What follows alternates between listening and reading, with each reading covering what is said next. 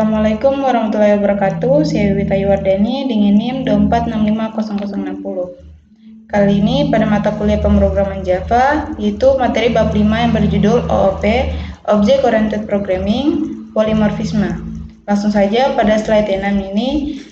Ini adalah contoh kode program polymorphisme statis melalui metode overloading. Pada kelas polymorphisme, kelas ini punya 3 metode dengan nama yang sama, yaitu cetak.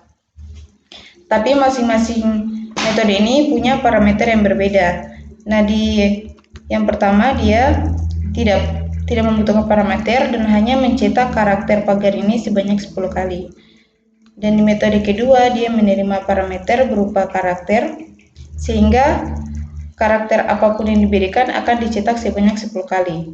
Dan pada metode ketiga dia menerima parameter berupa array integer dan akan mencetak seluruh nilai yang ada dalam array tersebut.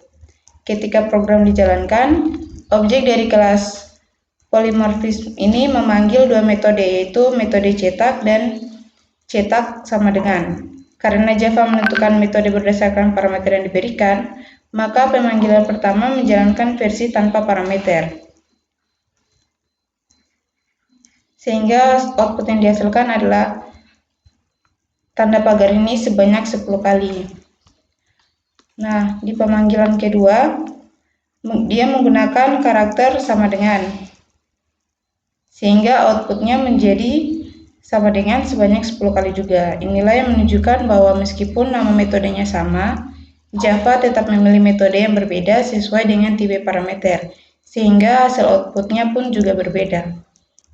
Kemudian pada slide 8, dia merupakan contoh program polymorphisme melalui overloading yang bekerja pada parameter objek.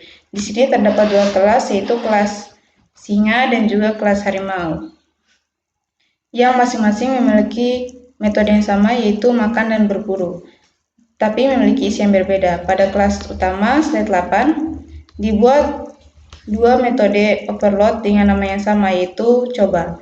Tetapi salah satunya menerima parameter bertipe singa dan satunya lagi bertipe harimau. Ketika program dijalankan, objek singa dipanggil melalui coba S dan objek harimau dipanggil melalui coba H. Java akan memilih metode coba sesuai tipe objek yang dikirimkan. Oleh karena itu, ketika objek singa dikirimkan, program mengeksekusi metode coba singa sehingga output yang muncul adalah singa makan dan singa berburu.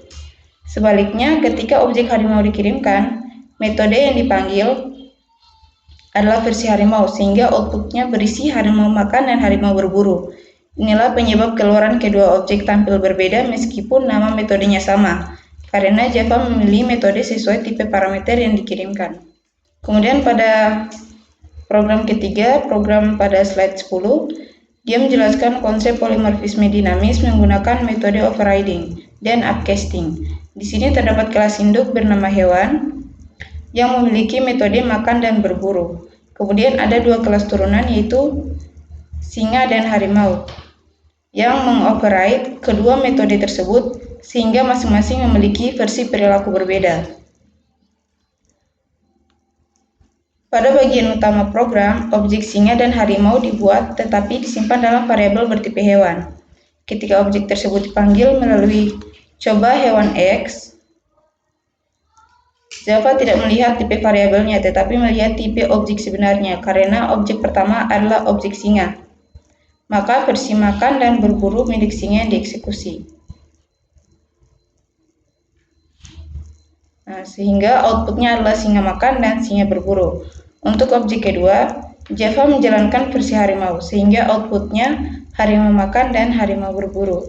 Inilah bentuk polymorphisme dinamis, satu metode yang sama tetapi menghasilkan output berbeda sesuai dengan objek yang sebenarnya.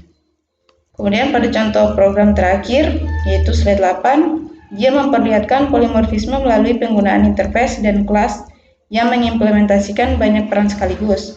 Terdapat kelas manusia yang memiliki metode bernapas, serta dua interface, yaitu dosen yang memiliki metode mengajar dan petani yang memiliki metode bertani.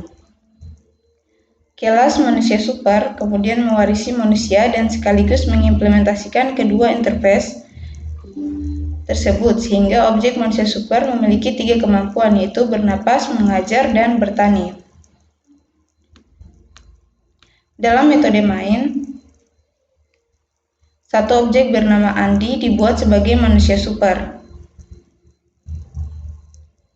dan dipanggil melalui 3 metode yang menerima parameter berbeda.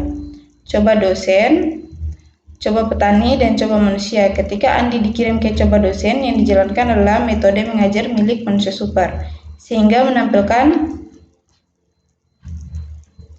mengajar. Ketika dikirim ke coba petani, yang dipanggil adalah metode bertani, sehingga muncul output bertani. Dan ketika dikirim ke coba manusia, yang dipanggil adalah metode bernapas, dari induk sehingga muncul bernapas. Inilah bentuk polimorfisme satu objek dapat diperlakukan sebagai berbagai tipe sekaligus tergantung konteks pemanggilannya. Itulah tadi penjelasan mengenai OOP, Object Oriented Programming, polimorfisme. Sekian dari penjelasan saya. Terima kasih. Assalamualaikum warahmatullahi wabarakatuh.